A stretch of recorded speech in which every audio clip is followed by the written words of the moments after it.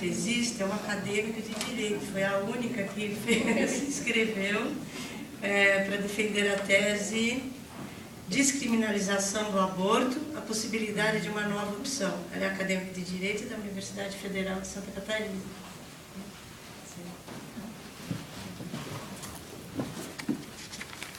Oi, bom dia a todos. Bom dia, doutor Marcos, doutora Linda Miro. Meu nome é Mariana e a minha tese trata, como ela já disse, sobre a descriminalização do aborto. Eu gostaria de passar alguns números para vocês, para que eles fossem refletidos durante a minha fala e talvez posteriormente a isso.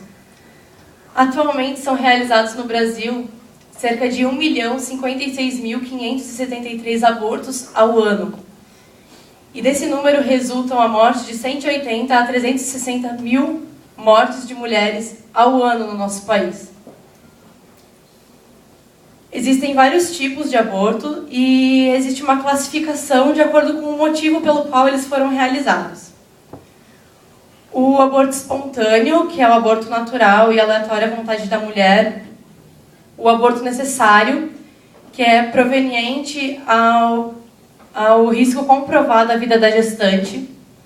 O aborto humanitário, que é a interrupção da gravidez resultante de estupro. O aborto eugênico, que é o aborto de feto possuidor de anomalias inviáveis com a vida extrauterina. O aborto socioeconômico, que é realizado pela opção da mulher por não possuir condições financeiras comprovadas para criar essa criança. E o aborto por escolha, que, como já diz a própria nomenclatura, é realizado pela opção da gestante. Desses, apenas o aborto espontâneo, o necessário e o humanitário são legalizados na nossa legislação. O aborto eugênico, apesar de existirem diversas jurisprudências a favor da sua realização, ainda não foi incluído ao Código. Isso é um absurdo porque é uma brutalidade obrigar as mulheres a levar adiante uma gravidez que gerará um natimorto, quando já existem atualmente meios tecnológicos que têm capacidade para diagnosticar essas anomalias com bastante antecedência. Mas eu acho que, anteriormente a isso, seria importante conceituar o aborto. O aborto é a interrupção da gravidez, ou, em termos um pouco mais agressivos, é o sacrifício da vida intrauterina. Mas, diante dessa afirmação, a gente se depara com uma das maiores dialéticas do campo jurídico e do campo científico. Afinal, quando que se inicia a vida humana? Existem diversos entendimentos sobre o assunto, que variam desde a concepção, a nidação, a formação do feto e as atividades encefálicas, que todos possuem bases e argumentos para que se tomem como verdadeiros, e que, por isso, essa discussão nunca chegou a uma conclusão definitiva, até o presente momento, pelo menos. Entretanto, o Conselho Federal de Medicina estabelece como conceito científico mundial que o final da vida humana é caracterizado pela paralisação das atividades cerebrais, de forma que, se pegar a corrente que determina o mesmo parâmetro para determinar o início da vida, ela seria amplamente defensável. Entretanto, a Igreja Católica, como já é sabido por todos, defende a corrente que caracteriza que a vida humana se inicia com a concepção. Esse é um dos maiores empecilhos, se não o maior deles, para que não haja descriminalização da prática abortiva no nosso país.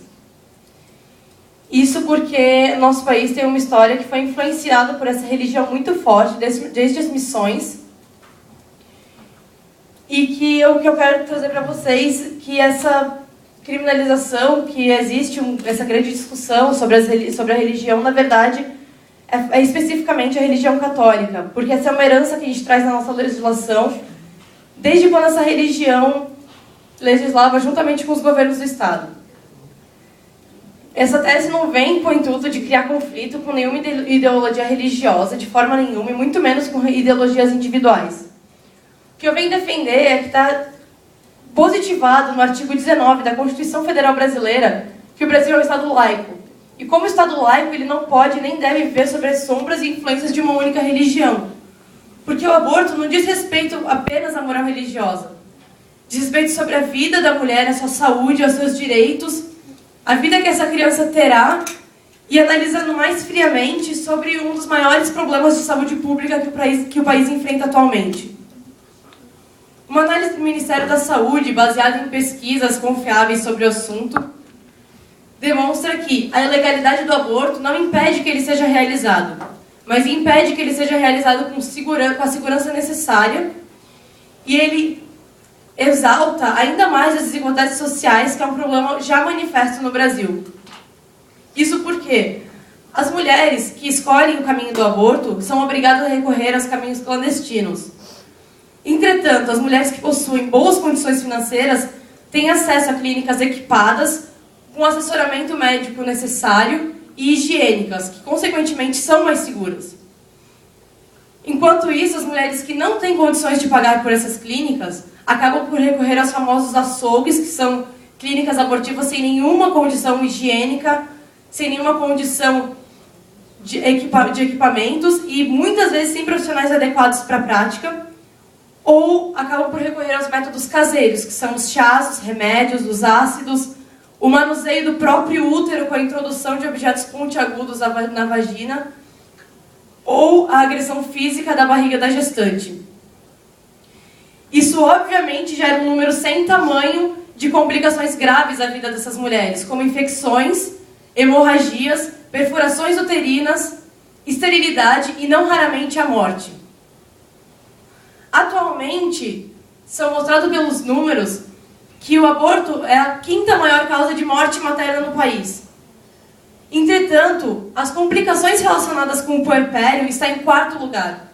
E nós devemos observar que esses são facilmente ligados aos abortos caseiros, por esses gerarem um número muito grande de hemorragias e infecções. De forma que essa ilegalidade não apenas empurra as mulheres para a criminalidade e para a insegurança, como também camufla os reais números relacionados ao assunto. De forma que, atualmente, é calculado que, na verdade, a gravidez terminada em aborto é a 2ª maior causa de morte materna no nosso país. Esse assunto deve, sim, ser tratado com muita cautela, por mexer com uma opinião popular muito forte, mas também deve ser tratado com urgência, pelas graves consequências que ele traz cotidianamente. Quando o presidente da República, em 2007, o Lula se manifestou contra o assunto, dizendo que ele era contra o aborto intimamente, mas que ele sabia que devia agir acima disso como um estadista, e que devia tratar o assunto como questão de saúde pública, como ele é. Na mesma ocasião, o então ministro da Saúde, José Gomes Temporão, se manifestou dizendo que já está na hora da sociedade brasileira e do Congresso Nacional enfrentarem esse problema de saúde pública e que a descriminalização do aborto é um processo de amadurecimento na sociedade. No mesmo ano, a atual presidente Dilma Rousseff se manifestou à Folha de São Paulo, declarando sua opinião favorável, dizendo que, abre aspas, é um absurdo que não haja descriminalização do aborto no Brasil, pois essa não é uma questão de foro íntimo, mas sim de saúde pública e que precisa ser regulamentada. Fecha aspas. Fica evidente, então, que todos podem ser contrários ao aborto devido a seus motivos pessoais, mas que o que não pode acontecer é que se privem as mulheres de uma assessoria médica necessária e de segurança por essas contrariedades íntimas e pessoais, quando na verdade se trata de um problema muito mais amplo e que afeta todo um país. Em outros países onde essa prática já foi descriminalizada, como a grande parte da Europa, os Estados Unidos, no Canadá, na Rússia, na Austrália, na Nova Zelândia, os números já mostram o quão pode ser melhor essa descriminalização. Numa taxa que a cada 100 mil abortos inseguros resultam na morte de 367 mulheres, quando praticados de forma segura, a cada 100 mil abortos essa taxa cai para menos de uma morte.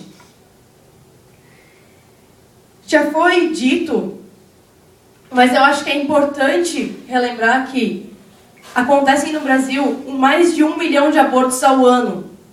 Esse número foi conseguido através de uma pesquisa realizada pelo IPAS, que é uma ONG que luta pelos direitos femininos e principalmente pelo aborto no âmbito mundial e que atua no Brasil desde 1991, juntamente com o IMS e com o apoio do Ministério da Saúde. Números absurdamente altos não podem mais ser camuflados por uma legislação hipócrita. É preciso que haja regulamentação de um assunto que acontece. Infelizmente, o Brasil ainda não está preparado para encarar esses números. É percebido isso pela Lei nº 1135, de 1991, e que há não muito tempo, em 2008, foi rejeitado, e pela aversão que se vê na sociedade em debater o assunto. Entretanto, precisa ser lembrado todos os dias que essa não é uma hipótese distante e que não existe no nosso dia a dia, que não existe no nosso cotidiano. É, na verdade, uma realidade que clama por atenção e que vem a público questionar até quando o Brasil vai condenar a morte dessas mulheres que escolhem essa opção e que precisam desse auxílio médico. E até quando o Brasil vai manter esse controle ilusório para conseguir esconder esses números tão vergonhosos. E até quando essas mulheres merecem de fato morrer.